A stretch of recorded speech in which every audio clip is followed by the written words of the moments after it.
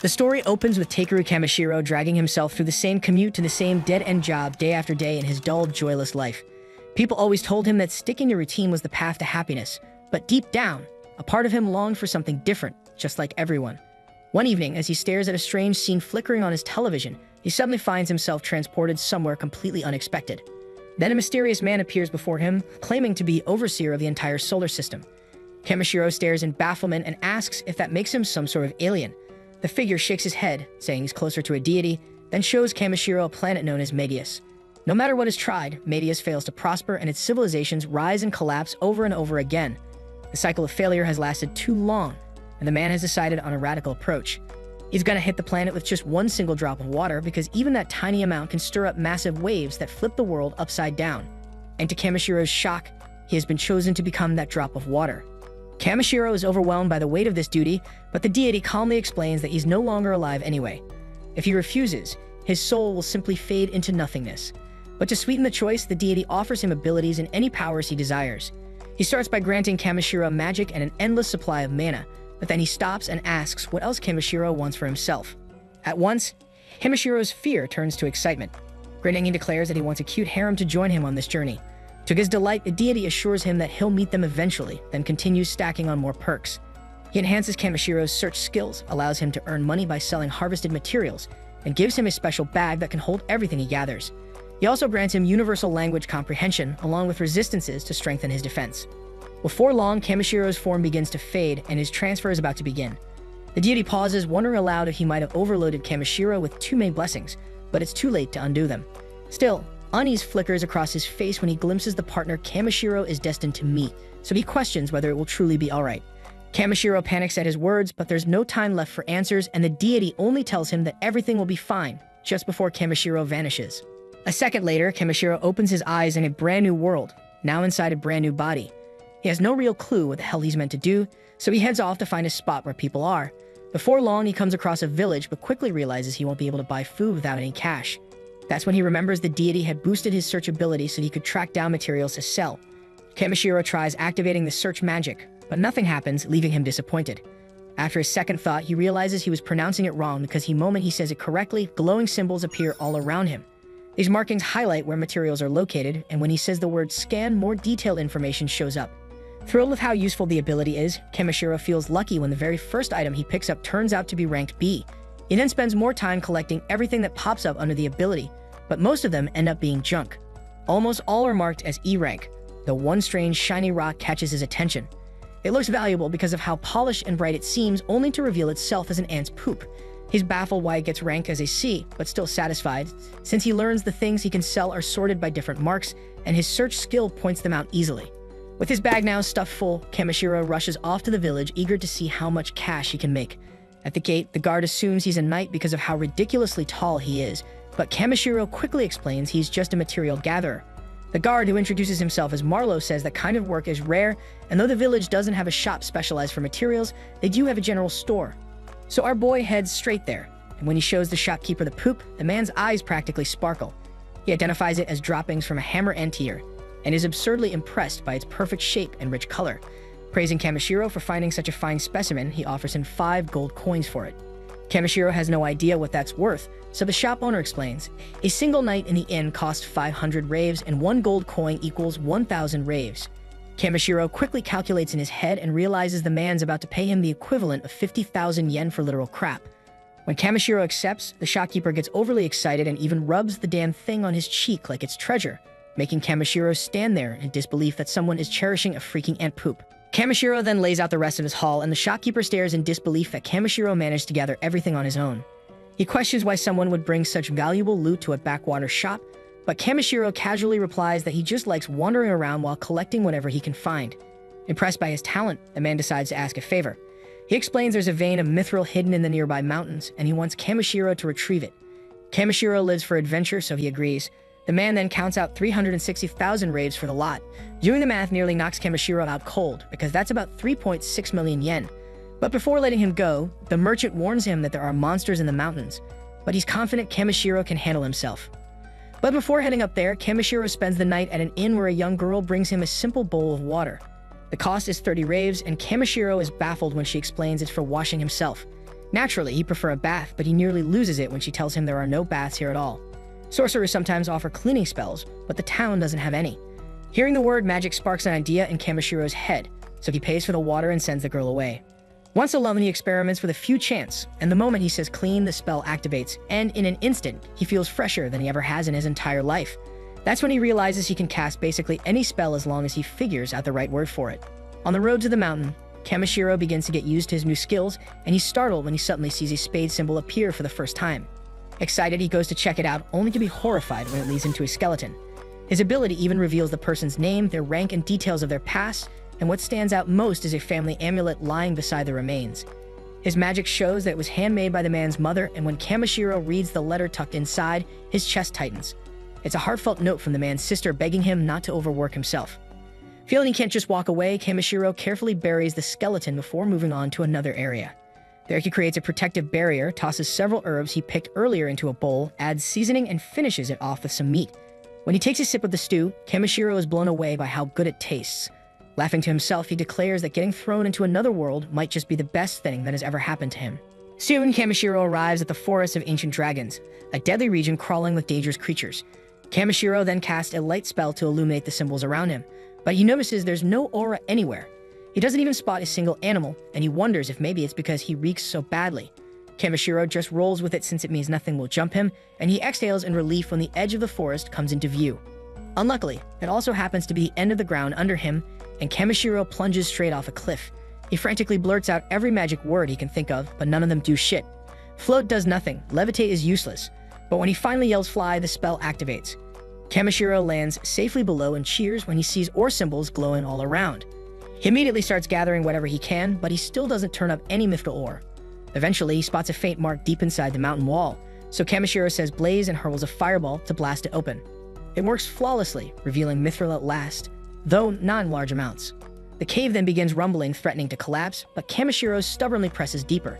He eventually discovers a chamber with water so pure it leaves him stunned, and the scan reveals it as double S rank, making it the most precious resource he's seen yet, and the description says the water holds the magical essence of an ancient dragon, meaning a dragon must be living here.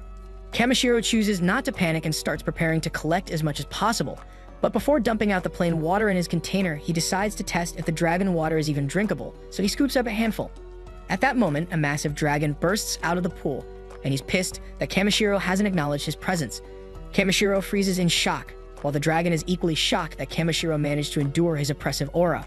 Panicking, Kamashiro quickly kneels on the ground and apologizes for barging into the dragon's home, and the beast respects his courage. Kamashiro introduces himself, stating plainly that he's human, but the dragon struggles to believe it. He explains that the mana radiating from Kamashiro was so overwhelming that it shook him awake from his deep sleep. Kamashiro doesn't get what the hell he's saying, but the dragon clarifies that the amount of mana pouring out of him could actually match his own or even exceed it. The ancient dragon calls himself Voldius, and he states that he has a favorite ask of him. Voldius recognizes the clean, raw power in Kamashiro, and it makes him believe that Kamashiro might be able to rouse his child. And naturally, the dragon isn't expecting him to do it for nothing, so he promises to hand over a heap of mithril ore in exchange. Voldius presents our guy with the egg that refuses to hatch, but Kamashiro has no idea what the hell he's supposed to do. So Voldius tells him to channel his mana into it the same way he produced his light. Kamashiro then speaks the word heat to warm it, but he panics when a freaking massive force erupts all around him. Something's obviously off, but Voldius bursts into laughter. Kamashiro's body begins to be dragged into the egg, and he thinks about how he only just reached this world, and he was hoping to see more of it before he died. Moments after, Kamashiro ends up in a weird place, and a voice calls him reckless. Kamashiro wonders if this is the deity from before, but realizes it's someone else. This girl says she has been tinkering with this planet for tens of thousands of years, but it only took Kamashiro one day to cause a massive ripple, and she isn't happy about that. Kamashiro has no idea what this girl is even getting at, but the girl simply casts him away. Kamashiro is bewildered when he returns to the world, but relieved when he sees that he managed to make the egg hatch. Voldius asks Kamashiro to name the newborn, but Kamashiro isn't sure if he should. Voldius says it's fine because the child already has its true name, and he only wants Kamashiro to give him his everyday name. Kamashiro agrees to it and christens the baby dragon B for Black. Then Voldius tells B to roam the wide world as much as he desires, and the hatchling immediately joins Kamashiro's party. Kamashiro notes that the little guy was just born and questions whether it's smart for Voldius to let him leave with a stranger like him. But Voldius isn't concerned, and he points out that Kamashiro is stronger than he is, and he feels safe in trusting his child in his care. Voldius then delivers Kamoshiro's reward by firing a beam at his magic bag, then bids him farewell. Kamoshiro then formally asks B if he will come with him on his gathering journey, and the tiny dragon chirps his agreement. Kamoshiro couldn't be happier, but before setting off, he takes a moment to use magic to clean up his new partner, because the funky little dragon stinks like hell. Kamoshiro reaches the surface, bringing B along for his very first experience of the outside world. Since traveling through the forest at night can be risky and his stomach is already growling, Kamoshiro decides they'll just make camp and rest until morning. Inside Kamoshiro's item box, we find that he's carrying a stash of double S-ranked elemental water. This isn't just ordinary water, it's saturated with magical essence drawn directly from an ancient dragon's overflowing power, so it's crucial for raising a young dragon like B. In fact, Kamoshiro's stash is linked directly to the underground lake, thanks to Voldius. So he tells B to drink as much as he likes because they've got an unlimited supply, and Kamoshiro wants the little guy to grow up strong and healthy. B then insists Kamoshiro take a sip too, and when he does, he's amazed by the water's clarity and purity. Before night fully sets in, Kamoshiro uses a few enchanted stones to form a protective barrier around their site. According to a book he picked up from Jerome's shop, these stones are highly valuable. But thanks to the divine blessings he received, Kamoshiro can produce them without much trouble. Curious about how they work, he uses one to ignite a fire and starts preparing dinner. He then seasons a cut of meat with care and throws together a hearty stew. It's only his second attempt at cooking this dish, but it tastes so good he feels like he could eat it every day. B can't stop staring at the bubbling pot, clearly mesmerized by the aroma, so Kamoshiro serves him a portion and warns him to wait because it's still hot. But the impatient hatchling dives right in and ends up burning his tongue. Acting like a proper guardian, Kamoshiro cools it down first, and this time B is able to enjoy every bite. With a full belly, B winds down peacefully, and Kamoshiro feels relieved knowing he can eat solid food too, because it means he won't be surviving on water alone, and Kamoshiro can start trying new recipes for them to enjoy together.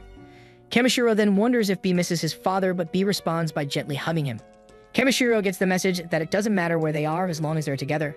The little dragon's affection is enough to make anyone melt, and Kamoshiro finds it hard to believe that something so small is classified as a B-rank threat. And that's not even mentioning B's wild skills and stats. Still, Kamoshiro's not too focused on that because what matters is that B is still a child and children need direction and care. Switching into full parent mode, Kamoshiro gently reminds B that even if he's stronger, that doesn't give him a free pass to act recklessly. He also mentions that Voldius would definitely be upset if anything happened to him, but B is already fast asleep. The following day, Kamoshiro climbs his way back up the cliff he originally fell from and arrives at the same forest as before. This time, however, the place looks far less eerie than it did last night, leaving him puzzled over what might have changed while they slept. He shrugs it off, figuring it must be one of those strange enchanted forests, and makes his way back inside. Now seems like the perfect moment to do a little resource hunting, so Kamoshiro reminds himself to look for materials around rank C. Activating his detection skill, he scans the area and sees glowing symbols appear above several items nearby, and he collects plenty of intriguing materials. Right then, B suddenly rushes over behind him, visibly shaken. Kamoshiro triggers his scan again, but this time he tunes the ability toward locating hostile creatures. This exposes at least 7 foes in the vicinity, which is vastly different from the last time he was in the forest when there were none. Back then, Kamoshiro figured his stench had been keeping things away, so now he assumes the scent must have faded. But regardless, they're in danger, and Kamoshiro decides that clearing out monsters won't be a bad thing. There'll be good training, and there's always the chance they drop something useful. Right then, things escalate as a massive rock falcon swoops in from behind. It's listed as a C-ranked beast, but Kamoshiro doesn't feel even slightly intimidated, and it actually looks pretty adorable compared to the nightmare that was Voldius. His ability shows a readout on the bird, and apparently its meat is incredibly fatty and sweet. That instantly grabs his attention because in Kamoshiro's eyes, the creature just transformed into a giant walking ingredient. Wasting no time, Kamoshiro throws up a protective barrier around himself and B, then conjures a barrage of ice lances. While he doesn't enjoy taking lives, he tells himself that if it's for survival, he has no choice. With that resolve, he fires the projectiles, piercing the bird with precision, and celebrates fresh, high-quality meat secured. B nervously warns that the rest of the monsters have shown up, but Kamoshiro only sees them as bonus ingredients. Before the beast can strike, he chants quick to boost his speed and reduction to lighten his frame. Launching into the air to avoid the first attack, Kamoshiro coats both arms and legs in a hardening spell and slams down onto one of the monsters. His punches carry far more force than he expected after being reinforced, and his kicks are quite effective too as he smashes another wolf. Kamoshiro is pleased with this new tall frame of his because kicks are far more effective with his extra long legs. After mowing through the rest of the pack, he pauses for a breather and begins collecting the mountain of premium meat he just earned. After collecting the materials, Kamoshiro notices more monsters starting to close in from the distance. Realizing that pushing forward through constant combat isn't realistic, he pauses to think of a way out. B, overhearing his concern, flaps over and attempts to carry them both away, but it's not exactly easy. Kamoshiro suggests trying a different tactic, but the determined hatchling refuses to give up and starts lifting his human companion with all his strength. Kamishiro is genuinely impressed by B's power and decides to help by casting a reduction spell on himself to make his body lighter. The result is a bit too effective, and the two end up soaring high into the sky. While calmly floating upward, Kamishiro tells B they're gaining too much altitude. In response, B lets go, causing Kamishiro to scream as he free falls toward the ground. But thankfully, B catches him just in time before he hits the earth, and Kamishiro is just relieved they both made it out safely. A quick glance at the map confirms they traveled quite a long way, and he thanks B for his effort in getting them away from danger. Kamishiro reminds him that he's only human, so maybe next time the dragon should take it a bit easier, but B clearly doesn't understand what the fuss is about. Kamishiro brushes it off and says it's fine, then adds that he'll be depending on B again when the time comes. Delighted by the compliment, B squeezes Kamishiro in a hug so strong it nearly crushes him. As they continue walking, Kamishiro comments that the village is still several days away. B, however, seems far more interested in a stick Kamishiro has in his hand. It's just a branch he picked up earlier, but when Kamishiro scans it with his ability, it's revealed to be from Yggdrasil, the mythical tree of legend and ranked at doublest grade. Right then, B seems to get an idea and starts breathing all over the branch. Kamishiro watches in confusion, unsure what the little guy is up to, until suddenly the branch begins to transform into a staff. Apparently, B's breath is saturated with mana, and by enveloping the branch with it, he triggered its hidden potential. Now Kamishiro's left holding a fully formed magical staff, and he's told everyone he's just a low-key material collector, so the thought of being spotted carrying something like this makes him uneasy. It looks awesome, but Kamishiro's not exactly trying to look like some flashy spellcaster. Suddenly, a distant growl echoes through the trees, prompting Kamishiro to warn B to stay close. The sound is intense, so whatever's out there doesn't seem friendly. But instead of backing down, B darts forward and Kamishiro has no choice but to chase after him. B gestures towards something up ahead, and Kamishiro is startled to discover an elf lying injured on the ground. At first glance, it looks like she might have been attacked by some creature, but the girl quickly clarifies that's not the case. Her stomach lets out an earth-shaking rumble, and Kamishiro realizes this is the terrifying beast he was worried about. She explains that she hasn't had a single bite in 3 days, though what she truly needs is water. Kamishiro hands over the last of his clean drinking supply, and the elf gratefully tells him he's just saved her life. Her hunger isn't going anywhere though, and Kamishiro suddenly remembers the boxed meal the innkeeper packed for him. When he offers it, the elf accepts without hesitation, and Kamishiro quietly notes that she's nothing like the graceful, elegant elves he read about in books. A moment later, he grows concerned when she suddenly stops eating, but it turns out she's just overwhelmed by how good the food tastes. She looks like she's seeing stars, whispering that she's reached heaven, though Kamishiro casually mentions that it's probably just because she was starving. With over-the-top flair, she claims she's been brought back to life by the taste alone. Still, Kamishiro feels something is a little off. They aren't that far from town, and certainly not far enough to completely run out of supplies. She tries to explain it away, saying she left in a hurry, but that excuse doesn't quite sit right either because most travelers pack food just in case. The elf gets irritated with the interrogation, but before she can come up with another excuse, he's hit by a foul smell that derails the conversation completely. He always imagined elves would smell like blooming flowers and crisp peppermint, not like livestock shit. Deeply offended, the girl snaps back, saying it's not her fault because she's been roughing it outdoors for days. Still frustrated by the insult, she thanks Kamishiro for the help, then storms off before he can say anything else. Once she's gone, Kamishiro returns to gathering materials. And as they finally reach the edge of the woods, just as they step out, the two are thrilled to see a passing carriage approaching right on time. Kamishiro stares in awe as the carriage rolls into view, not pulled by a horse, but by a freaking unicorn. While majestic, unicorns are surprisingly common in this world and only considered an E-rank creature. The driver spots Kamishiro's staff and asks if he's a magician of some kind, but Kamishiro quickly clears that up, saying he's nothing more than a material collector and trader. The man is even more impressed by this, noting that someone who specializes in gathering is a rare find. Kamishiro didn't expect that kind of response and quietly admits to himself that he wouldn't exactly call himself a specialist. The driver kindly offers him a ride back to the village, but Kamishiro hesitates, pointing out that he's a tall guy and might not fit comfortably. Fortunately, there's ample space inside, and the family turns out to be very warm and welcoming. Ever since arriving in this world, Kamishiro has noticed that children seem drawn to him. Now that he's practically a parent himself, he doesn't mind it at all. He just hopes he isn't being a burden, but the man reassures him that the village lives by a simple code: help those in need. It's a value the whole family shares, and Kamishiro quietly admires the courage it must take for kids to travel with their parents in such risky territory. The children are incredibly sociable, so Kamishiro gently reminds them not to trust people too quickly. He jokes that he could have been a thief for all they knew, but the boy grins and says he never had a doubt. Their family carries a small bell that rings whenever someone dangerous is nearby. It's a clever little tool, and Kamishiro wonders if he might be able to craft something similar himself. After exchanging names, they start to hear faint chirping coming from inside Kamishiro's coat. The kids get excited, eager to meet whatever kind of creature he's hiding, but Kamishiro warns them that it's no ordinary pet. Aliza curiously comments that monsters aren't anything unusual, and adventurers often travel with them, so there's no need to be so secretive. Kamishiro is relieved to hear that monster companions are common here, and he finally gives B permission to come out with the added warning not to bite anyone. B pops out with a cheerful grin, and the parents are visibly startled to see an actual dragon. Seeing their reaction, Kamishiro quietly decides that it's probably best not to mention that B is the offspring of an ancient one. The family immediately assumes Kamishiro must be a dragon knight, given the fact that he's traveling with an actual dragon. He casually explains that he just stumbled across a dragon egg one day. That revelation shocks them even more, since getting a dragon to hatch is no small feat. In fact, for a human to pull it off is practically unheard of. As B tugs at Kamishiro playfully, he starts to realize just how unusual this little dragon truly is. Eliza points out that they rarely ever encounter dragon knights, and seeing a real dragon in the flesh is even rarer. Kamishiro, who's only ever seen dragon knights in RPGs, is sure he won't be able to stop staring if he ever meets one in real life. Later that evening, they settle down to make camp. Porin is impressed by the enchanted stones Kamishiro uses to ward off monsters. On top of that, B can sense danger before it gets too close, so Kamishiro reassures everyone that they'll be just fine through the night. When Eliza announces that it's time to eat, Kamishiro offers to cook for the group. She gives him the go-ahead, and the kids watch in amazement as Kamishiro starts pulling out a mountain of ingredients. They whisper among themselves, wondering if he's actually a mage, but Kamishiro laughs and tells them it's just a special item bag that can carry far more than it looks. He finishes preparing his go-to-meat soup, but this time he adds a side dish, a mushroom and vegetable salad. The presentation is mouth-watering, and the family dives in eagerly because none of them can remember the last time they had a meal that tasted this good. But just as everyone's enjoying themselves, something seems off with Porin. For a moment, everyone panics, thinking something's wrong, but it turns out the taste moved him to tears. After so many days eating nothing but dry jerky, seeing his children eating real food again overwhelms him. Porin can't hold back the tears, and Kamishiro chuckles at how dramatic he's being. Porin loudly declares that Kamishiro must be a mage and crowns him the Wizard of Flavor.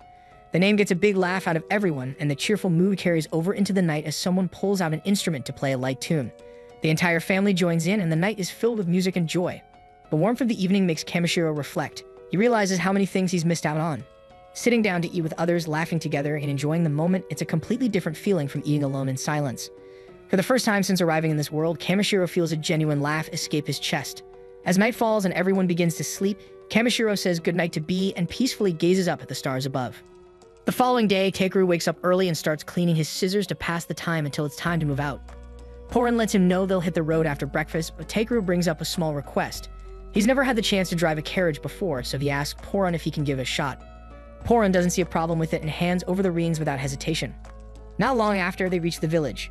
Takeru hops down from the carriage and Porin thanks him for sharing his meals.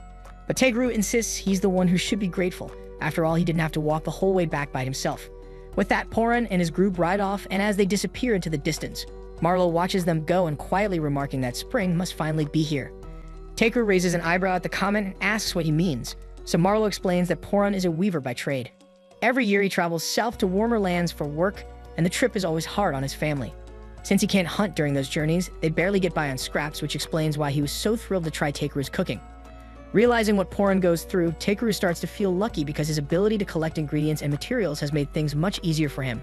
Later that day, Takeru visits Jerome's shop to hand over the materials he had been tasked with collecting. As a small experiment, he quietly slits one piece of magic-infused mithril ore, the kind he picked up from the dragon's lair, into the batch of regular mithril, just to see how Jerome reacts. The shopkeeper takes his time, carefully inspecting every piece. Eventually, he pauses and points to the odd one out, declaring that it must be a rare magic-infused mithril. Jerome explains that a few chunks of this stuff hold enough magical power to replace most of the kingdom's standard magic stones. Takeru pretends to be surprised, though he already knew exactly what it was. Jerome is impressed that Takeru managed to stumble upon something so rare, but Takeru shrugs, saying he just happened to come across it during his trip. Jerome doesn't buy the modesty. Even if it was just lying around, being able to recognize and retrieve a stone like that takes skill. He tells Takeru that if he really wants to make the most of his abilities, he should head to Belkame, a major city with a much bigger market.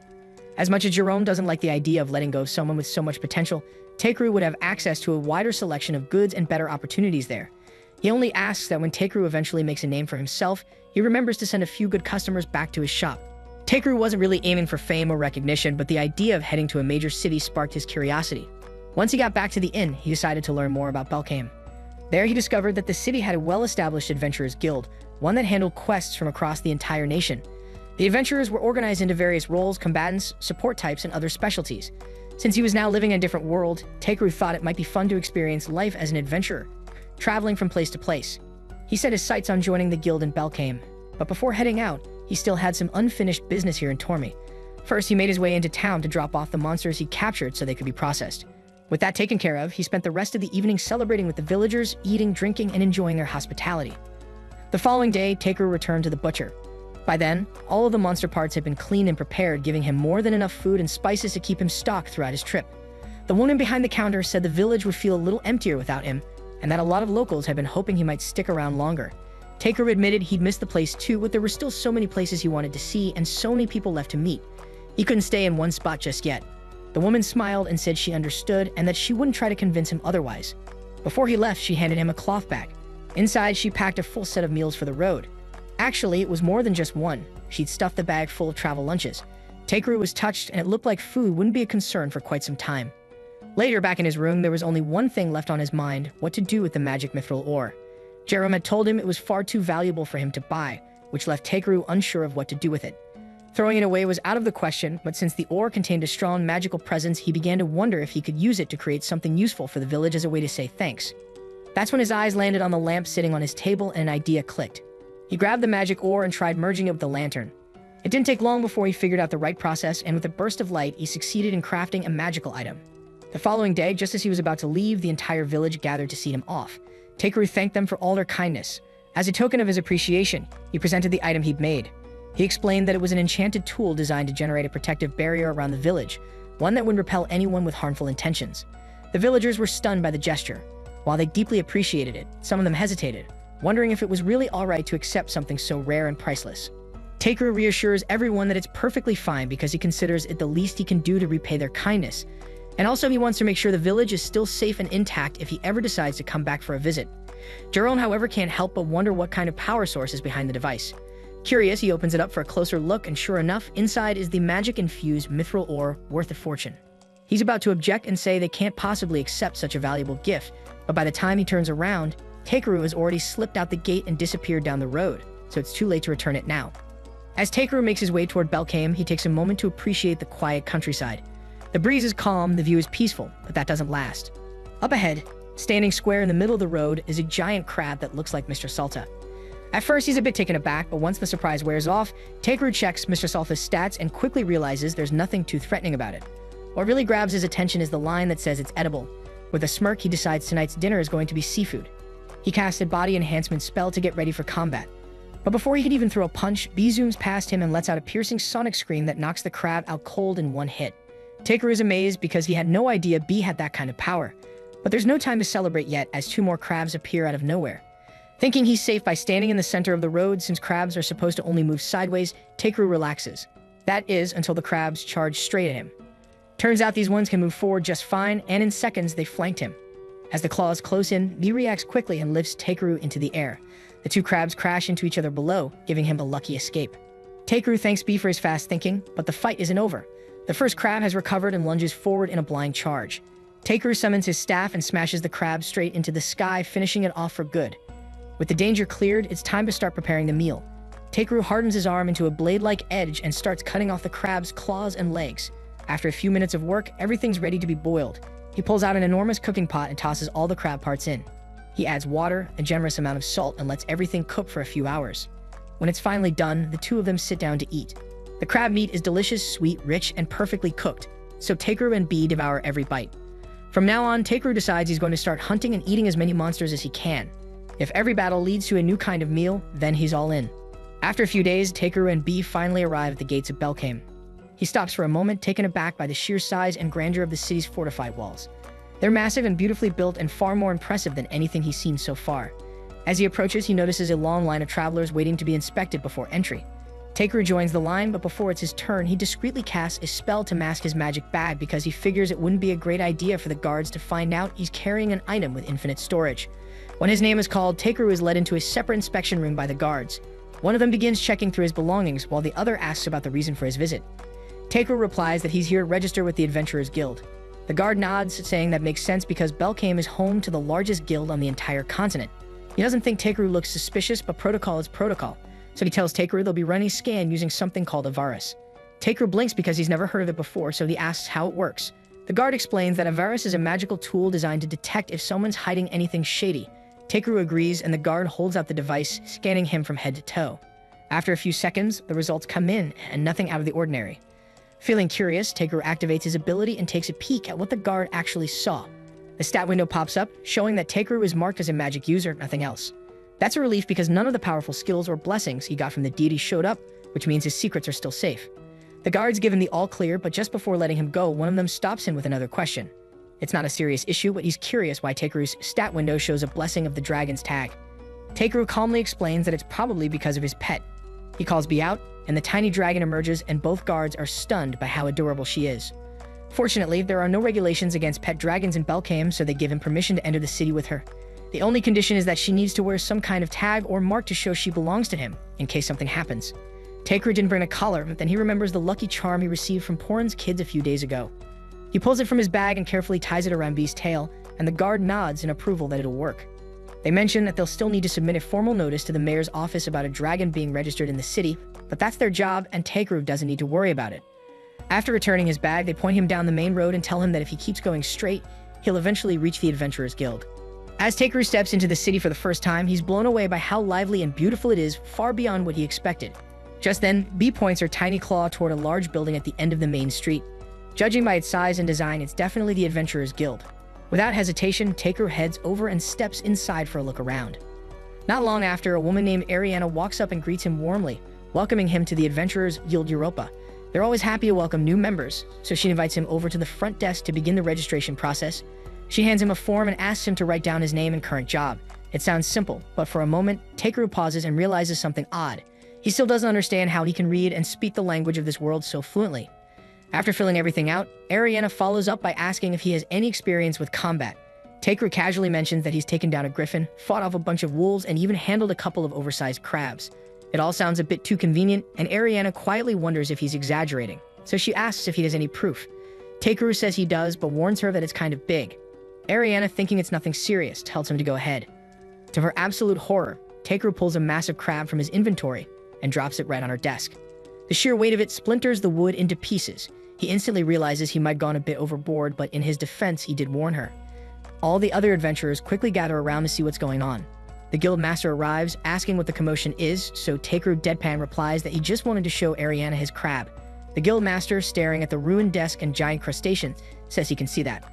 But he's more curious about how Takeru pulled it out so casually, and he suspects an item box. He asks where Takeru got it, and Takeru explains that it was a gift. The guild master activates his own ability to confirm. It's similar to Takeru's scan, but instead of a stat window, he can read a person's aura and judge their intentions. Takeru's aura gives off nothing suspicious, so he decides there's no need for punishment, just an honest mistake. He says they can appraise the crab and offer a payout by the end of the day, but Takeru surprises everyone again by saying he actually plans to eat it later. The entire guild goes silent, stunned by the statement. The crowd grows even larger, so Ariana hurries to wrap things up and suggests they move to the next room. Once they're seated at a different desk, Ariana tells him the crab definitely proved his strength, no doubt about that. She then finishes processing the paperwork and hands him his official guild armband. She admits that someone of his caliber should probably be starting at a much higher rank, but guild rules are strict, and every newcomer starts at F rank. That said, with skills like his, she expects him to move up fast. The following morning, Takeru locates the family of Beluria, the young man he had discovered deceased in the woods, in order to inform them of his passing and return a few of his personal belongings. Beluria's family is heartbroken, especially since they had warned him not to go adventuring, but he was determined to do so to afford medicine for his ailing father. Takeru can clearly see that the father is still gravely ill, and feeling the weight of their loss, he wants to find a way to support them. Later, he visits the guild to sell a collection of herbs, and the clerk is visibly impressed by the sheer size and quality of the mushrooms and leaves he's brought in. Right then, Ariana shows up looking for Takeru, and it seems he's gained a strong reputation around town lately, as several new job postings have specifically requested him by name. Takeru is glad to know that people hold him in such high regard, but with limited time, he explains to her that he'll only accept a few tasks for now. Following that, Takeru heads to the bathhouse for a long, soothing soak, and a short while later, Clay arrives and takes the spot directly beside him. Takeru is caught off guard by his appearance, since Clay usually doesn't show up around this time, but he mentions that rain's on the way, so he wanted to bathe early. While they're there, Clay brings up a question and asks if Takeru knows how to use healing magic, since there's been talk that he treated a sick man in the slums free of charge not long ago. Takeru confirms it's true, and Clay is genuinely shocked to hear it, considering that most healers ask for a hefty payment. As Takeru reflects on it, he begins to wonder whether the healers who do charge might hold a grudge against him for upsetting their business, but the fact that this is his only concern makes Clay chuckle. He then urges Takeru to take the official rank assessment so he can move up in rank, but Takeru replies that he's content with how things are and has no real desire to climb any higher. Clay recognizes that Takeru has a laid-back nature but still cautions him that maintaining such a low profile could eventually attract the wrong kind of attention. As he gets up to leave, he advises Takeru to gain a better understanding of how the world operates. Later, Takeru returns to the guild with another batch of herbs, and the clerk sincerely thanks him for his consistent effort, though he once again wishes Takeru would pursue a higher rank, one that would be easily attainable for someone of his skill. Takeru, however, repeats that he's content right where he is and has no plans to rise beyond F rank.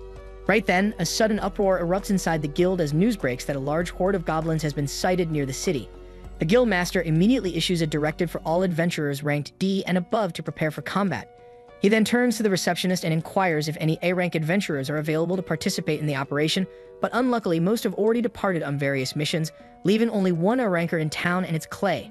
The guildmaster breathes a sigh of relief, knowing they'll at least have the support of the Honorable Dragon King, so he instructs Muesli to go and notify Clay of the situation immediately.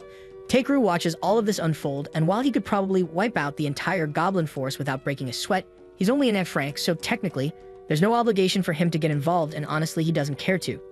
Yet the guildmaster isn't fooled by Takeru's act, and he calls him out directly, making it clear that he's joining the mission whether he likes it or not. Not long after, once all the adventurers are assembled, the guildmaster outlines the details of the upcoming operation.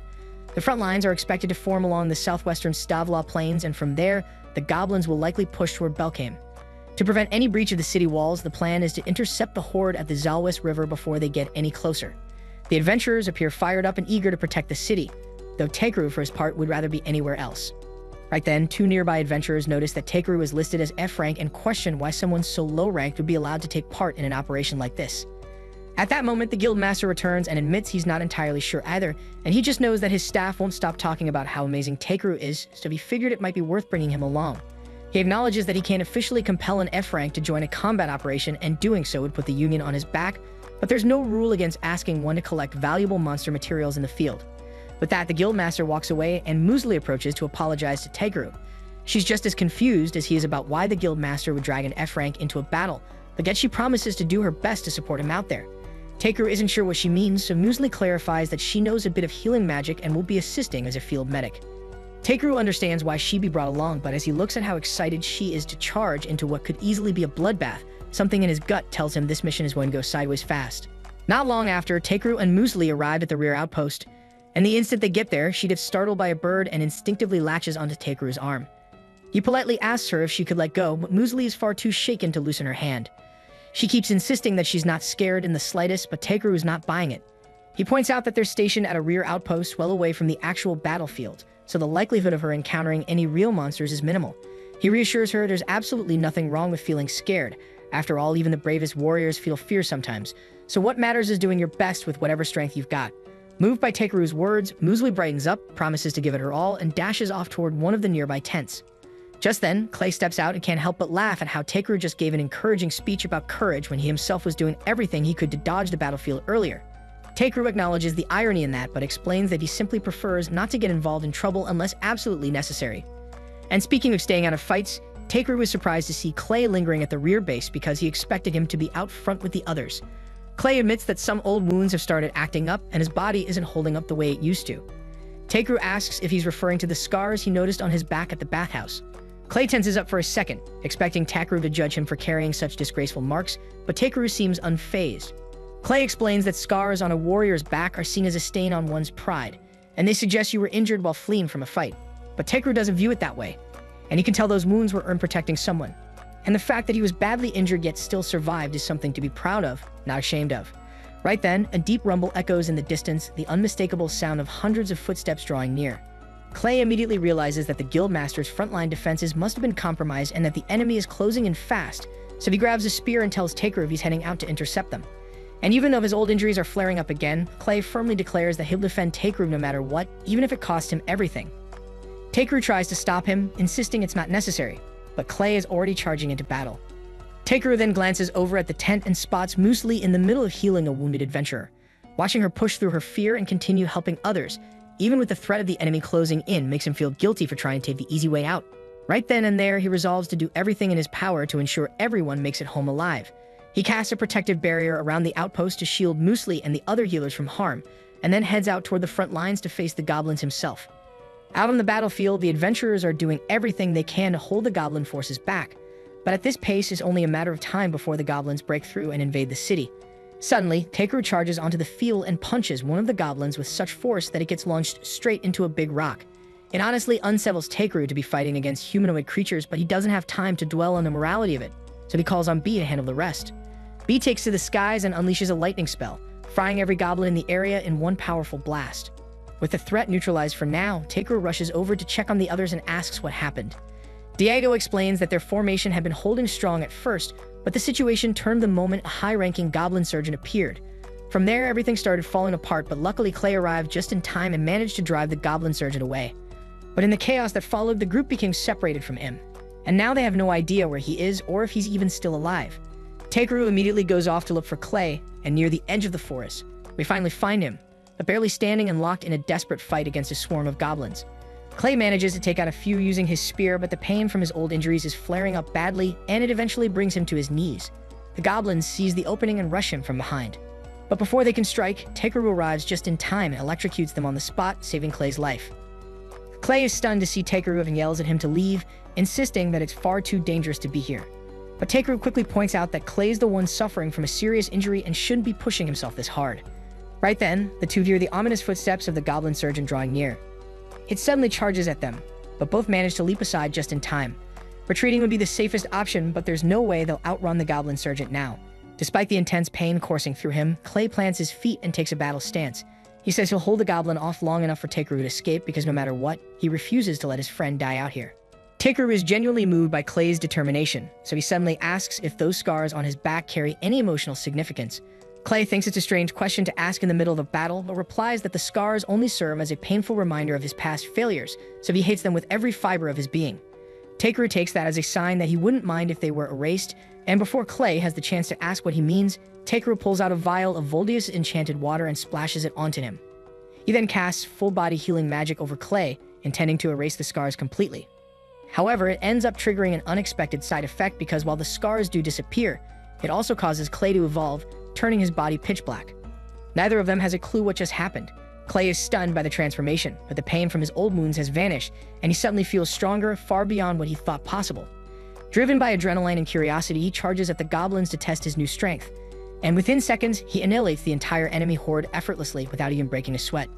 At night, Clay visits Takeru's room and he's reverted back to his usual appearance, but he can still feel a powerful energy simmering inside him.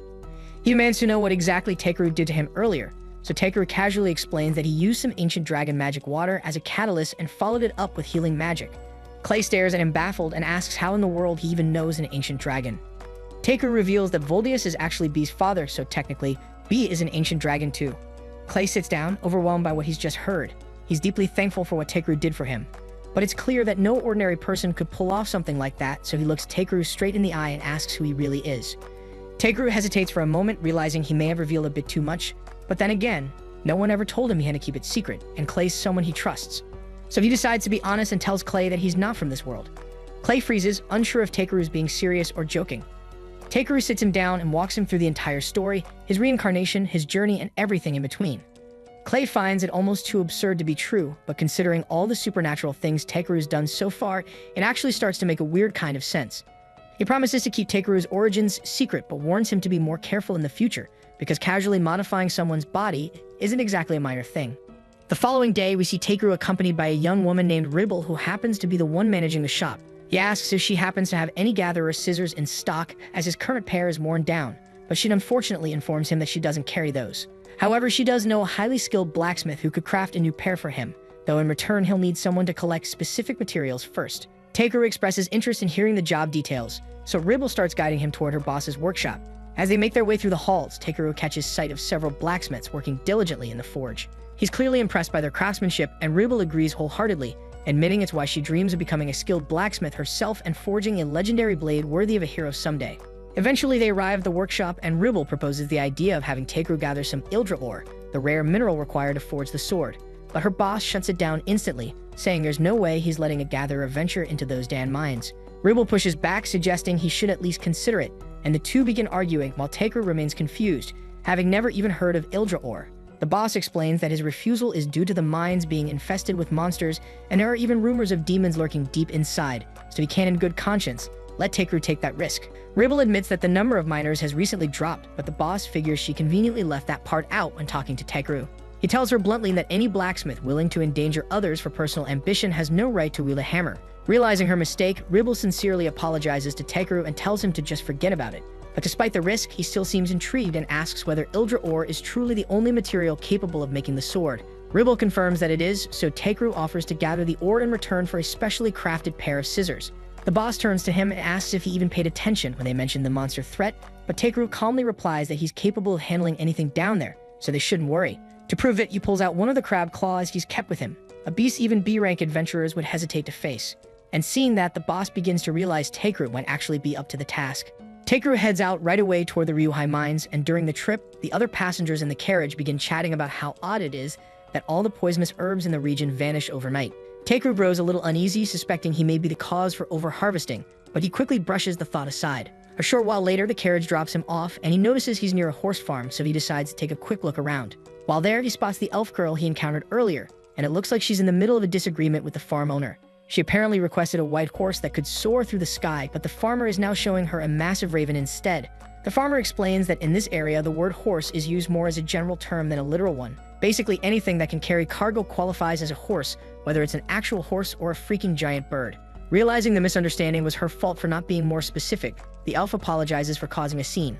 The farmer assures her it's not a big issue, but if what she truly wants is a white Pegasus, then her best bet would be to look in the Dwarven Kingdom. Without any hesitation or preparation, she immediately sets out in that direction. Meanwhile, Takeru resumes his journey, and as he walks through the forest, he notices the area is full of valuable plant ingredients. He even stumbles upon a patch of moongrass and takes a few minutes to collect some. But just as he's about to leave, he hears a familiar low growl coming from nearby. When he goes to investigate, he finds the same elf girl from earlier slumped against a tree, once again on the brink of starvation. He quickly gives her some food and water, which she gratefully accepts. She then extends her hand to thank him with a handshake, but she still reeks terribly, and Takeru decides he's had enough of the damn stench, so he casts clean on her to freshen her up.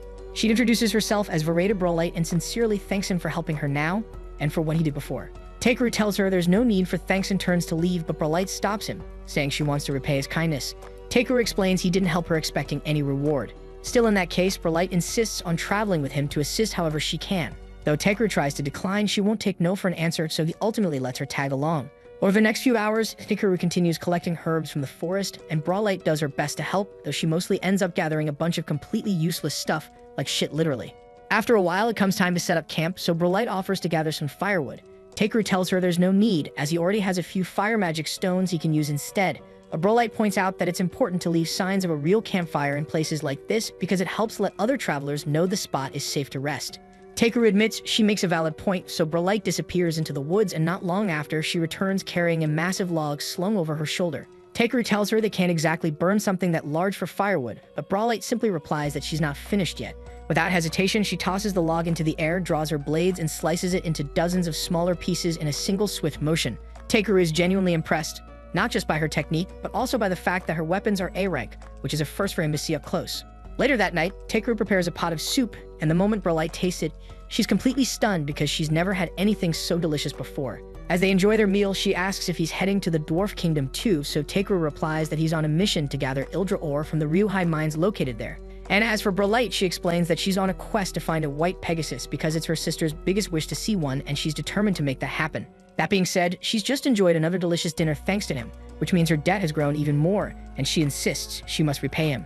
So Takeru asks if he can hire her as a bodyguard, since there's still a lot about adventuring he's unfamiliar with. Brolite gladly accepts, saying she'd be more than happy to protect him. And for the first time, Takeru realizes that when she's not half-starved or collapsing from exhaustion, Brolite actually looks quite beautiful. Unfortunately, he doesn't get much sleep that night because both Bee and Brolite snore incredibly loudly, making it nearly impossible to rest. The next morning, they continue on their journey until they spot the Dwarven Kingdom just across the river.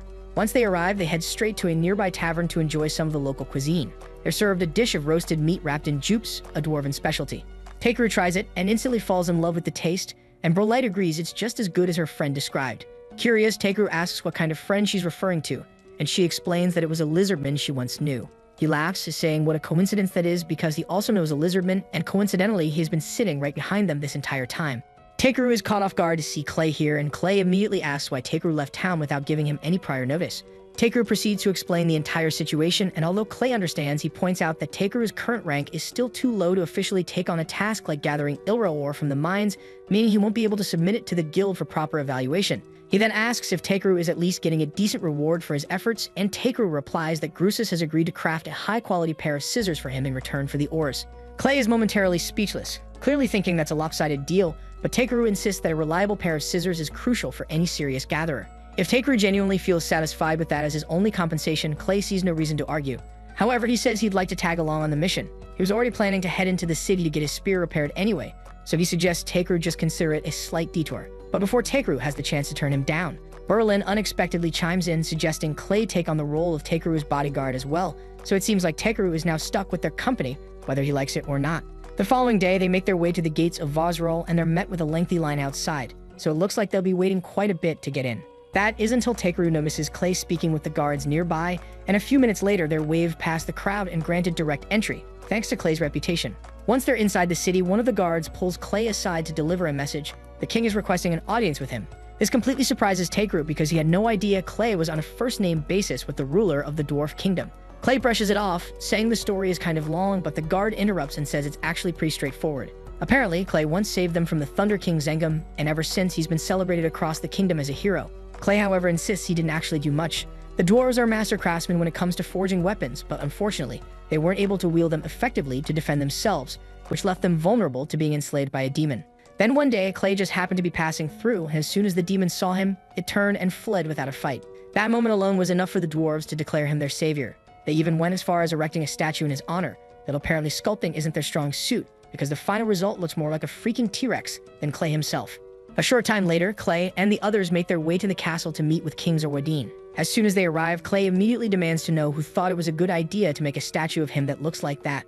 Zorwadin replies with a laugh, saying he just thought it looked cool that way. Takeru quickly picks up on the fact that Clay and Zorwadin seem to have a close relationship, but he needs to cut into their banter because there's something important he has to deliver to the king. A letter of introduction from Grusus, essentially requesting permission for Takeru to enter the mines. The king says that under normal circumstances he wouldn't have an issue with it, but a few months ago the mine became infested with an alarming number of demons, so he's concerned for Takeru's safety. He asks if Takeru is truly willing to proceed despite knowing the risks, and Takeru assures him that he is, so the king grants them permission to go in and investigate what's causing the sudden demon presence. Clay acknowledges the assignment without hesitation, but Takeru is left stunned since tracking down demons wasn't exactly part of the plan. Eventually they arrive at the mine entrance, where the head receptionist from the local guild unlocks the gate to let them through. Takeru casts a light spell to brighten the tunnel ahead, but from what he can see, there aren't many ores around this area, so he asks the guide if they can head in a bit deeper. The guide agrees, but suddenly B senses a threat approaching. Takeru quickly activates his scan ability and detects that they're under attack by two massive spiders. Clay immediately steps in and drives his spear straight through the first spider's mouth, while Takeru uses magic to immobilize the second one, buying enough time for Brolite to rush in and carve it apart. And with the immediate threat dealt with, the group presses on. As they continue further into the mine, the magical pressure grows stronger, and Takeru starts to spot faint traces of Ildra ore embedded in the rock walls. Unfortunately, the samples are too small to be of any real use. Just then, he notices something deeply buried in the stone, so he fires off a blast of explosion magic to break it loose, revealing a massive ore vein. It's not Ildra ore, but something even rarer and more valuable, prompting the guy to tell him that this is a remarkable discovery. But just as they begin to take it in, he suddenly warns Takeru that something else is closing in. The guide goes pale, eyes widening as he realizes it's a demon. After taking a closer look, Takeru calmly tells the group to stand back because he plans to handle this one solo. Not because he holds a grudge against demons, but because this particular demon is actually a giant crab, and both he and B are already thinking about how good it's going to taste. Takeru then calls out to B, asking for some cover fire while he charges in to attack, but he makes sure to warn B not to use any fire or lightning spells, since they don't want to ruin any of that precious crab meat. B responds with a sonic scream that disorients the creature, giving Takeru a chance to dash in and slam it over the head with his staff. But this crab is a lot tougher than the ones he's fought before, and it smacks him across the face. Still, Takeru is not backing down, and the crab tries to crush him underfoot, but he quickly rolls out of the way, and B seizes the moment to freeze one of its legs in place. That sparks an idea, so Takeru forms a barrage of ice needles and launches them at the crab, freezing it solid on the spot. Brolite is blown away by how quickly Takeru managed to bring the beast down, but Clay is absolutely fuming, and he demands to know why Takeru went after the thing solo. Takeru admits he might have gotten a little ahead of himself, and says he didn't want Clay or Brolite stepping in because if they use their nasty weapons, it might ruin the meat. Clay is stunned that Takeru actually intends to eat the monster. Still, he sets that aside and reminds Takeru that he's here as his bodyguard, which means it's his job to fight and protect him no matter what. He urges Takeru to start relying on his teammates more often, and even though Takeru had no real trouble dealing with the crab on his own, he acknowledges Clay's point and offers a sincere apology, promising to count on him more in the future. Clay is happy to hear it, and says that if Takeru plans on eating the crab, they better get started dragging out of there. Sometime later, Takeru and the others have moved the crab's body and are now busy mining. They've already cleared out the visible gems, but Takeru thinks there's a decent shot they might uncover a bigger ore vein if they keep digging. The guide accompanying them is beyond grateful because Takeru didn't just take out the demon that had been terrorizing the mines, he also helped discover a fresh supply of valuable resources. And the guide has no idea how they'll ever repay him. Eventually, Takeru and his group return to the castle to meet with the king, and Zambo takes the lead in reporting their success. The king listens in amazement as Zambo goes over Takeru's achievements, and as proof of the story, Zambo encourages Takeru to show him the crab monster he caught. Takeru checks to make sure he really wants to see it, and once the king nods, he opens his item box and sets the massive crab down right in front of him. The king is stunned by the sheer size of the monster and tells Takeru he definitely deserves a reward for handling it so well, so Takeru asks if he can keep the crab's body as his reward. The king finds the request a little odd, but he has no objections and happily agrees. After some time, Takeru and the others exit the castle, and both he and B are practically drooling at the thought of the mouth-watering crab feast waiting for them. And above all that, its sturdy shell will make an excellent base material for the pair of scissors Takeru requested earlier, so overall the trip ended up being a big win for him. And things get even better the following morning when the king has a white Pegasus prepared as a gift for Brelite, since he heard she'd been searching for one. The king also had Clay's spear reforged and upgraded, and he's clearly satisfied with the result.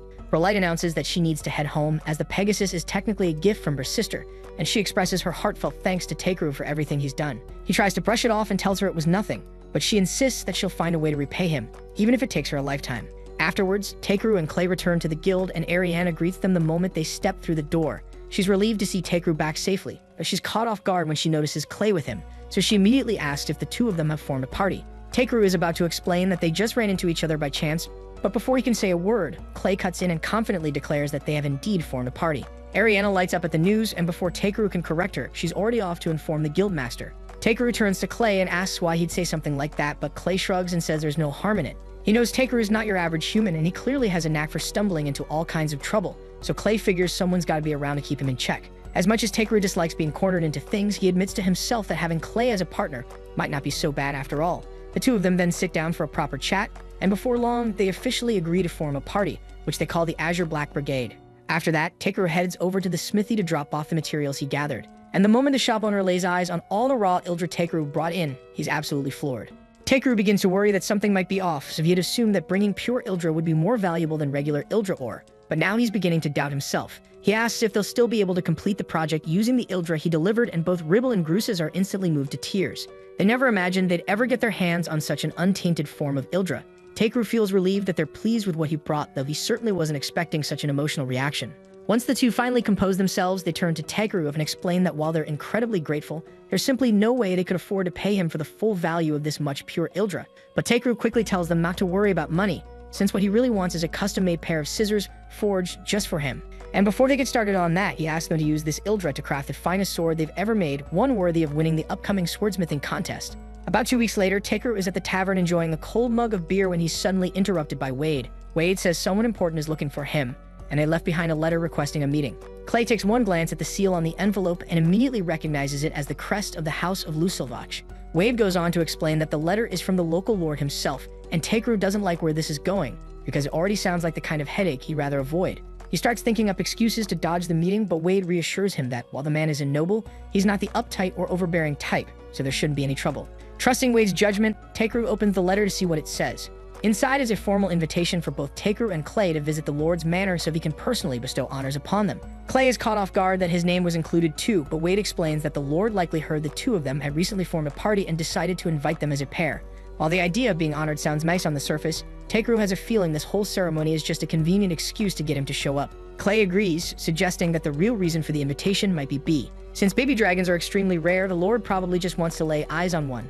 That idea sets Takeru on edge, and he doesn't want to risk someone trying to take B away from him. But Wade assures him that the Lord wouldn't pull anything like that, and more importantly, he doesn't even have the authority to claim someone's pet. Takeru is still a bit uneasy, but after thinking it over, he decides to go, so he and Clay hop into the noble's carriage and head toward the manor for the meeting. As they head toward the manor, Takeru starts to notice that a lot of people are staring, but Clay tells him that's perfectly normal. After all, it's not every day someone gets summoned to the Lord's estate. Takeru asks why that is, and Clay explains that if the Lord chooses to back you, your entire career as an adventurer can shift dramatically for the better, so it's something almost every adventurer dreams about. Once they arrive, Takeru is struck by how massive and elegant the manor is. At the front entrance, they're greeted by Raymond, the head butler of the estate. He politely welcomes them and leads them inside, right past the grand foyer. Takeru spots a line of maids waiting to greet them, and he's genuinely impressed by how polished and coordinated everything seems. As they approach the staircase, a man walks by, but rather than acknowledging their presence, he throws them a dismissive glance and carries on like they're invisible. Takeru brushes it off because he's not easily rattled by rude behavior, but just a moment later, a young girl suddenly darts down the stairs and starts demanding that he hand over B, saying she wants him for herself. Takeru coolly replies that there's no chance of that happening, and the girl looks stunned, like no one's ever told her no before. She begins lecturing him about how dragons are noble creatures and that, as such, only someone like her should be allowed to own one. But she's clearly reciting something she was told to memorize. While she's rambling, Takeru opens her status window and sees that her name is Tyrus, the Lord's daughter. She doesn't strike him as a bad kid, so he kneels down and gently asks her why she believes she deserves B in the first place. Tyrus becomes slightly flustered and admits that Bernard told her all adventurers are beneath nobles, and that if you give them an order, they have no choice but to follow. That explains a lot, and it's clear Bernard has been filling her head with nonsense. But Takeru doesn't have a clue who that guy is. For now, he calmly tells Tyrus that B isn't just a pet, he's part of his family, and there's nothing in the world that would convince him to give him up. When Tyrus hears him say that, something clicks. She finally understands that asking Takeru to give away B is like someone demanding she give up her own family, and she knows she could never do something like that. Curious, Takeru asks why she wanted a dragon so badly in the first place. Tyrus quietly explains that she hoped to show one to her mother, because it's one of her mother's deepest wishes, but just thinking about it fills her with sadness. At that moment, a man approaches, notices the gloomy look on Tyrus's face, and gently asks her what's the matter, baby girl. Tyrus turns toward him and calls him daddy, so Takeru quickly realizes this must be the Lord, and he's honestly taken by surprise since he'd been imagining some bald, chubby old guy instead. The man gives his name as Belmonent, and once they sit down together for tea with Takeru and Clay, he offers an apology for his daughter's earlier rude attitude. Takeru waves it off and says it's no big deal, and Clay then asks Belmonent why he called them there, so the Lord explains that it concerns his wife Muleteria. He continues explaining that his wife has been confined to bed for the past 6 months, and that he recently heard stories about Takeru curing a weak, near-death man in a single night, so he began to hope that Takeru might be able to help her using that same power. Takeru knows his magic is potent enough to fix most illnesses, but the last time he pushed it that far, Clay ended up evolving, so he's nervous about what might happen if he uses it on Muleteria. Bellman goes on saying that the reason Tyrus wanted Takeru's dragon is that in a few days she has to return to her academy in the royal capital, and she thought that if she left a cute little creature beside her mother, it might cheer her up. She might get carried away sometimes, but at heart she's a kind girl, and this whole story brings both Clay and B to tears, so Takeru finally agrees to help, even though he's still scared it might cause problems for him later. Belmonent is thrilled when he hears that Takeru is willing to help, so he escorts him to his wife's room and tells her that he has brought someone who might be able to heal her. First, Takeru uses his scan on her, and when he checks the status window, he realizes her condition is even worse than he imagined. Her status is basically a long list of life-threatening problems. For example, she's suffering from severe cataracts, anemia, kidney poisoning, liver poisoning, and that's only the start. It's honestly a miracle she's even still alive, but he's confident he can cure most of those conditions. Yet there's something in her status called Ivor poisoning, and he's never encountered it before, so he's not sure if his magic can deal with that shit. Even so, he won't know for sure until he tries, so he asks Belmonent if he's willing to entrust his wife's life to him, and both the Lord and Muleteria quietly agree to place their full faith in Takeru's hands. Clay then asks if Takeru is planning to use the same healing technique he used on him back then, but Takeru can't because it's far too taxing on the body.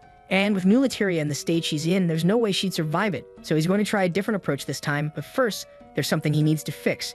The atmosphere in this gloomy room, and since all the windows are shut tight to protect Muleteria's light-sensitive eyes, that's where he'll start, and he gently places his hand over her face and begins casting healing magic. Still, he has to be cautious since using too much at once might hurt her, so he keeps it subtle and steady. Once he's finished, he softly asks Muleteria to open her eyes slowly, and as she blinks them open, her expression freezes in disbelief because she can see again. Takeru is relieved, and that means the room doesn't need to stay dark anymore, so he pulls out his staff and uses clean magic to clear away the dust, then opens the windows wide, letting warm sunlight flood in. For the first time in ages, Muleteria can bask in the sun without pain searing her eyes, and it's all thanks to Takeru.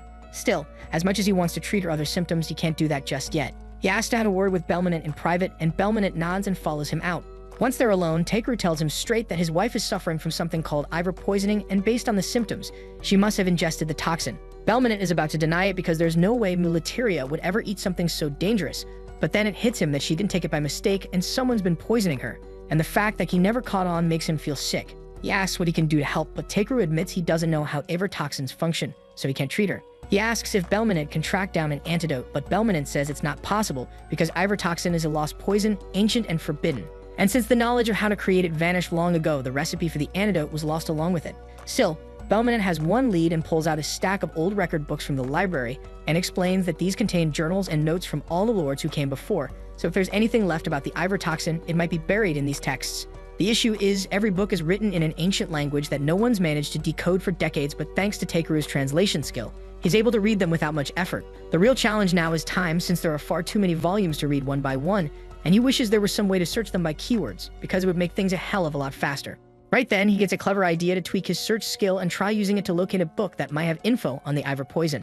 Technically, if the skill is that adaptable, he probably could have just used it to locate the Ivor poison directly, but that thought hadn't crossed his mind until now. He activates the skill, and sure enough, one of the books glows faintly. He flips through it and eventually finds a section with information about the poison. It's the diary of a boy named Pola Pola, who wrote about stumbling upon a field of Ivor flowers near a lake marked by a rock shaped like a horse. That detail catches Clay's attention because he's seen that exact spot during one of his travels to a small village. He pulls out a map, points to the area, and says the village is called Asheth. Belminant notes that Asheth is located in the Venone region, which lies outside the borders of Lusulevech territory, so that means getting there would take at least 5 days of travel. Takeru hears that and doesn't hesitate and says that he's leaving right away. While the horses are being prepared, Bernard watches from a castle window, a bitter expression clouding his face. Meanwhile, Takeru stands near one of the castle walls, carefully placing a few magic crystals on the ground. Belminant walks up and asks what he's doing, and Takeru explains that he's just setting up a safeguard, just in case someone decides to target Militaria while he's away. At that moment, Terrace comes running over to speak with Takeru, and she wants to apologize for how she acted earlier. He came all this way to help her mother, and she treated him coldly without a reason, so she's ashamed. But Takeru reassures her that what matters is that she recognized her mistake and chose to correct it, and that alone is a rare and valuable trait. The ability to admit you might be wrong is a sign of real growth, and it means she's already on the path to a meaningful life. He asks her to always think things through before acting in the future, and she promises she won't make the same mistake again. Before he goes, there's one more thing he wants to tell her. He warns Tierras that while he's gone, someone might try to twist things, say that he's the enemy or that he's deceiving her. If that happens, he asks her not to give any immediate answers. Instead, she should go straight to her father and talk things through first, and Tierras promises to remember that. With that, Takeru and Clay set out, and to make the long journey as fast as possible, he casts speed-enhancing magic on the horses.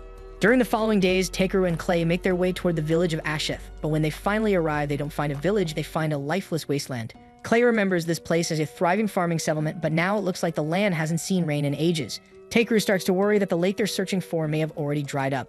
Clay, however, thinks that's unlikely because lakes don't usually vanish that quickly, but when they finally reach it, they see that while the water hasn't dried up, it definitely isn't normal, and the surface looks cloudy and strange. Takeru inspects it closely and realizes it's been contaminated, and whoever did it didn't do it by accident. Suddenly, the two of them are surrounded by a group of villagers, and they look pale and sick, but they're still ready to defend their home, so they demand to know who Takeru and Clay are and why they've come. Takeru quickly figures out that they're just being protective, so he keeps calm and explains that they're adventurers from Belkame, here on a mission to collect a rare material. The villagers don't look convinced, so they ask for proof, and in response, Clay shows them his A-rank armband. Once they see it, the villagers realize they're telling the truth, so they lower their makeshift weapons. But just as Takeru begins asking if they have any helpful information, one of the boys suddenly collapses. Takeru rushes over to check on him and is shocked at how light the child feels, far too underweight for his age. He turns to the adults and asks if they've been getting enough food lately, but what they tell him is worse than he imagined. The villagers then reveal that close to 10 months ago, their lake water suddenly turned cursed, making it undrinkable. Not long after, the same thing happened to the water in their well, leaving them with no clean water for their people or their crops. But just when things looked hopeless, a merchant named Engachi appeared and he claimed he could help, but only if they gave him a rare flower that grows near the lake. The exact location of the flower is a village secret, so they couldn't just hand it over. Still, they were desperate, so they made a deal. In return for one flower every month, Engachi would deliver 60 barrels of water. But that amount wasn't nearly enough to drink and grow food at the same time, so for months now, they've been slowly starving. After hearing everything the villagers have told him, it becomes crystal clear to Takeru that Engachi is the one behind this mess, so he tells them flat out that the man is definitely evil. The villagers are stunned because they truly believed Engachi was just trying to help, but Takeru points out that back when he inspected the lake, he found signs that clearly showed the water had been deliberately poisoned, and it's just a little too convenient that Engachi happened to show up right after that happened. Even if that were some wild coincidence, the fact that he's demanding payment in the form of a dangerous toxin is suspicious as hell. The village chief is horrified to realize they've been manipulated all this time, and Takeru's blood is boiling over the damage Engachi has caused. That merchant didn't just poison Mulatiria. He damn near wiped out this entire village just to get his hands on the Ivor flower, and he let children starve so he could feed his greed. Takeru swears he won't let Engachi get away with any of this, But before he goes after him, he needs to help the villagers first, so he calls on B and asks him to fly up and use spirit magic. B gets the message, takes to the air, and summons thick rain clouds above the village. Rain begins to fall, giving the villagers the fresh water they've needed for months. But B doesn't stop there. He uses a clean spell to wash off the dirt from their skin, since it's been way too long since they could even bathe. Then with another spell, he used repair magic to restore all the damaged homes. Takeru also pulls out a massive pot and prepares a proper meal for everyone, something hot and filling after months of barely scraping by. The village chief is overwhelmed with gratitude, and the village kids are especially fond of Takeru now, and they ask if they can show him something cool, a secret hideout they have in the woods. Curious, Takeru goes with them, and they lead him to an old storage house packed with crates of Lita's fruit. He's shocked as there's so much food hidden away while the village is starving. The kids explain it's way too salty to eat straight, and with no water to rinse or cook it, it's been completely useless to them. Takeru decides to give it a try anyway, and the moment it hits his tongue, his expression shifts. The flavor is intense, but it clicks that this could make for a perfect base for soy sauce. Meanwhile, back at the mansion, a sudden alarm rings through the halls, and the moment Taeris hears it, she bolts because she knows exactly what that sound means. Before leaving, Takeru placed a special barrier around Mulatiria's room, and he said that it would trigger an alarm if anyone approached her with ill intent, which means that someone is trying to kill her mother right now. Once Taeris reaches her mother's room, she finds Bernard standing by the door, and in that moment, everything clicks. Normally, anyone in this situation wouldn't even wait to hear him out, but Taeris can't believe Bernard would betray her, so she asks softly but seriously if he really came here to kill her mother. Bernard flat out denies it, but Taeris reminds him that Takeru's barrier only goes off if it detects malicious intent, which means he had to be planning something dangerous. Bernard tries to gaslight her, claiming she shouldn't believe a word that ignorant adventurer says, accusing Takeru of being nothing more than a greedy con artist, but Taeris isn't buying it. Her father shows up moments later, and the second he takes in the scene, he knows exactly what's happening. But since Bernard keeps insisting he's innocent, Belmonte decides to give him a fair shot, and he'll put him on trial right here and now.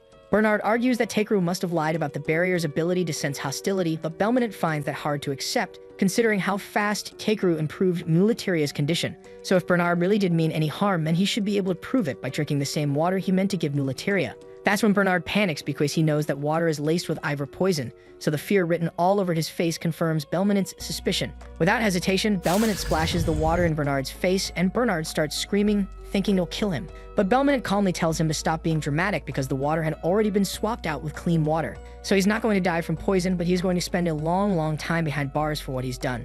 After Bernard is dragged off, the castle staff search his room and discover a letter. Raymond brings it to Belmonte, and whatever it says leaves him visibly shaken. That same night, Ingachi shows up at the village expecting to collect another Ivor flower, but the chief is nowhere to be found. He asks one of the locals, and the man tells him that the chief went out with some adventurers. They also learn the truth that the Ivor flowers were being used to manufacture poison, and they've decided they won't be dealing with him anymore. Realizing the villagers are no longer fooled, Ingachi abandons the act. If he can't trick them, he'll just burn the whole place down and take what he wants by force. And back at the castle, as Bernard is escorted away to prison, he starts to grin because he knows this is far from over. At the same time, the village chief guides Takeru and Clay through a hidden tunnel, and they eventually arrive at a secluded area where golden Ivor flowers bloom beside a majestic statue of a Pegasus. Shiru stands frozen for a moment, stunned by the breathtaking view, and after taking in the sight of the statue, he turns his focus to the flowers. His analysis reveals that the Ivor only bloom along the shores of this exact lake, born from the sacred tears of a divine beast known as Helfaupner. Curious, Takeru asks the chief about the creature, and the old man explains that Helfaupner is the legendary winged horse who once defended the village from the horrors of the lake demons. Since that day, the villagers have revered it as a guardian spirit, and the story of Helfaupner's tears giving birth to the Ivor flowers has been passed down for generations. Takeru, hesitant to touch something so sacred, asks if it's truly okay to take the flowers, but the chief reassures him that as the one who saved their village, Takeru is welcome to take as many as he needs. Relieved, Takeru plucks a single Ivor flower, thinking one should be enough to craft the antidote. Then his thoughts drift toward experimenting with the soy sauce fruit, but a sudden scream tears through the peaceful moment. Seconds later, a villager stumbles onto the scene, breathless and panicked, screaming that the village is under attack and already in flames, set ablaze by none other than the merchant Ingach. Without wasting a second, Takeru and Clay lift the chief and the terrified villager onto their backs and bolt toward the village. What they find is pure devastation, flames raging through every home, smoke choking the skies. Takeru jumps into action, using B's powers to extinguish the fire while Clay focuses on getting people to safety. They manage to calm the chaos, but by the time the blaze is gone, the village lies in ashes. A member of the village guard informs Takeru that no lives were lost, which in a moment like this is a miracle. Takeru then asks how it all began, and the guard tells him Ingach showed up demanding the Ivor flowers. And knowing they were poisonous, the villagers refused, so Ingach got enraged and ordered his men to burn the village down. Takeru clenches his fists in anger, barely able to contain the fury boiling inside him. Just then, the chief's face twists in panic as he realizes that Gonza, the young boy who had bonded with Takeru, is missing. That's when an elderly woman speaks up. confirming everyone's worst fear. Engach had snatched Gonza and vanished with him toward the lake, using the fire as a distraction. Tankaru's blood boils the second he hears that, and without hesitation, he activates his search skill at full range. He immediately locks onto human presences near a rundown fortress, then tells Clay that Engage has at least 100 thugs working for him. Clay doesn't flinch and hops onto his unicorn, but the village chief rushes in, trying to stop them both, warning that it's way too risky to take on Engachi head-on. But Takeru brushes off the concern, promising they can handle it, and swears to bring Gonza back safe and sound. Before long, they reach the fortress and B flies off to scout the area. He comes back with news that the bandits are all throwing some kind of party. While Takeru is still working out a plan, Clay's already lost it and transforms into Kaiju 8, pissed beyond reason that these bastards would celebrate after snatching a kid. Takeru gets why he's mad, but tells him to take a breath because if they charge in without a plan, Gonza could get caught in the crossfire. Just then, Takeru gets an idea and casts an invisibility spell on them both. Thanks to that, they slip past 2 plastered guards at the entrance, then knock out another drunk idiot who came stumbling in for more booze. Clay then senses that most of the thugs have gathered upstairs, so Takeru decides to keep their invisibility going for as long as possible while they move through. Clay's down with that, but points out that Takeru's been collecting random junk as they sneak around. Takeru says it's for evidence, to prove what these scumbags have been up to. They continue looking for Gonza, but even after checking all the rooms, there's no sign of him. Clay figures it's time they go straight to the source and squeeze the truth out of Engach himself, and Takeru nods in agreement. They then head to the room where Engach and his crew are getting drunk, laughing like they own the world. One of the men cracks up, reminiscing about how pathetic the villagers looked while their homes burned. Another complains that they still don't know where the Ivor flowers grow, but the third one, who is clearly the loudmouth of the bunch, scoffs and says that's exactly why they took Gonza. He brags that they're almost done with their plan, and once it's complete, they'll jack up the price of Ivor poison and rake in the cash. Another thug asks how exactly the price is going to go up, and the arrogant guy smirks and says that once word gets out that not even someone as powerful and rich as Belminant could save his wife after she was hit with Ivor poison, people will see how lethal it really is. That fear will make buyers desperate, and they can charge whatever the hell they want. But before he can run his mouth any further, a glass bottle smashes into the back of his neck, knocking him cold. Turns out it was Engach who threw it, reminding everyone that this whole operation is supposed to stay under wraps and they need to shut the hell up. Takeru and Clay overhear every word from just outside the room, and Clay grits his teeth, saying he's done holding back his fury. Takeru gives him the go-ahead to go wild, but reminds him not to kill anyone. Then without hesitation, Clay drops the invisibility spell and smashes through the door, causing instant chaos as the bandits scramble in panic. Clay storms the place, dropping thugs left and right with brutal punches, while Engachi completely loses it. He shouts for one of his men to unleash their secret weapon, even though it's still unstable and not fully under control. While Engachi's mind spins, trying to figure out how the hell things flipped so fast, Takeru appears beside him and casually suggests that maybe they should move the kid away from all the madness first. Thinking it's one of his own guys, Engachi blurts out where Gonza is being held, only to spin around and realize no one's there.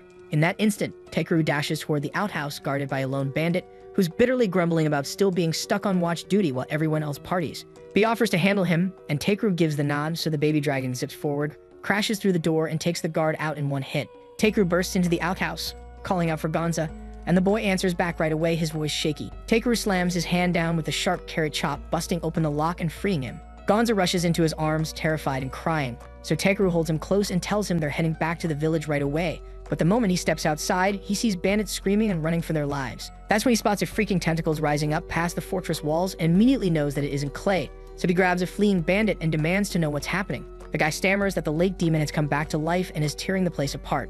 Takeru doesn't fully buy it, but he's not about to take any chances. He tells Gonza to head back on his own, but the kid clings to him, shaking like a leaf. Takeru gets it and tells him to hang on tight, then charges toward the fight with a protective barrier swirling around them both. When he gets there, he sees it clearly. Clay is battling a massive creature that looks like a grotesque sea anemone. Takeru scans it and confirms it's a B-rank monster called the Dark Anemone, summoned directly by Engach. His eyes shift to Engachi, now curled up on the ground, begging anyone to save him. Takeru stares at him, part of him thinking the bastard deserves to be eaten alive. But just as the monster lunges for him, Takeru steps in and throws up a barrier to soften the blow, shielding him from getting ripped apart. Takeru then decides to take Engach into custody and deal with the interrogation later, and tells Clay it's time to leave. Clay is still struggling with the monster thanks to the swarm of wild tentacles constantly flying at him, so Takeru steps in to turn the tide. He unleashes a powerful ice spell, freezing the Dark Anemone solid where it stands. Clay is impressed, but Takeru reminds him that the job isn't over yet because they have to crush the monster's brain to kill it for real. And without hesitation, Clay winds up a massive punch and slams it into the monster's face. But instead of finishing it off, the strike triggers its emergency defense system. Its frozen tentacles snap to attention and launch straight at Takeru, who doesn't have time to cast a proper barrier. He manages to block the hit using only his staff, but the impact is brutal, and it sends both him and Gonza flying over the wall. Midair, Takeru wraps his arms around Gonza and throws the boy upward, just high enough for Bee to swoop in and catch him. Takeru, on the other hand, plummets straight into the poisoned lake, and as he sinks deeper into the water, he realizes this might really be the end for him. He doesn't regret saving Gonza, and he'd do it again in a heartbeat. But there's a quiet sadness in knowing he'll never get to do all the things he wanted to. Just when it seems like it's over, a deity watching from afar decides to intervene, because someone like Takeru, someone making such a positive mark on the world, doesn't deserve to die here. As his mind drifts, Takeru starts randomly thinking about all the food he wanted to make with soy sauce.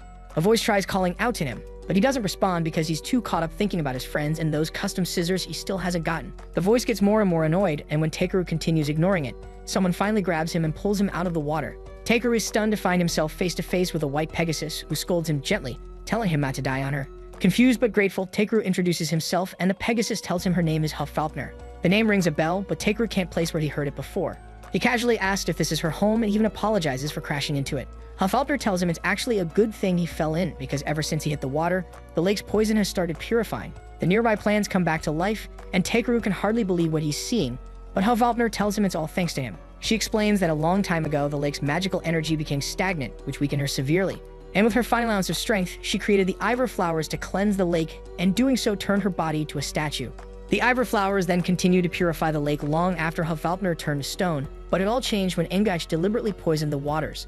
That is, until Takeru fell in and unknowingly absorbed the poison, freeing Hoffauptner from her petrified state. With grace, Hoffauptner flies Takeru back to his friends, and he tells them the truth, that a divine Pegasus saved his life, but to his surprise, no one else can see or hear her. Hoffauptner gently thanks him for what he's done, then vanishes without a trace.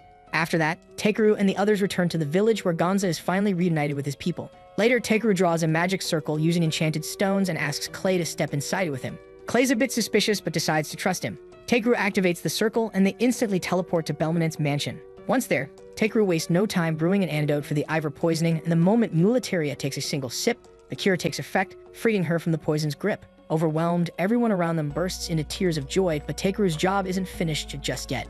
He heads back to the village, which is now slowly being rebuilt from scratch. Takeru informs the chief that Engage has been handed over to the local lord, along with a mountain of solid evidence, so there's no chance he's walking free again. The chief tears up, touched beyond words, and asks Takeru how they could possibly repay him. Takeru grins as he's got something in mind, and he pulls out a hot steamed potato, slathers it in butter and soy sauce, and tells the chief to give it a try. The moment he takes a bite, his eyes light up because it's ridiculously good. And that's when Takeru makes his pitch. He wants to buy all of their soy sauce fruit, and with the money, they can expand the crop fields. The chief agrees but points out that there's no way Takeru can use that much fruit, but Takeru tells him not to worry because he plans to turn soy sauce into the next big thing in the cities, and soon it'll be the pride of their village. After treating everyone to more soy butter potatoes, Takeru hits the road. He catches up with Clay, and as they're chatting about how everything turned out, Hoffauptner suddenly drops out of the sky in front of them. Takeru is stunned to see her again, but what really knocks him speechless is when she transforms into a beautiful girl and announces that she's officially joining his party. Takeru and Clay are both floored, and Clay can't help but ask why a divine being would want to tag along with a reckless human. Hoffauptner answers that she's been stuck in one place for far too long, and now she wants to see the world. She thinks tagging along with Takeru will be fun, and in return, she'll even let him ride her, but only when she's in horse form. And while Hoffauptner seems thrilled to start this new adventure, Takeru has a sinking feeling that things are only going to get a whole lot more chaotic. This was the end of episode 8. Subscribe to not miss the next episode.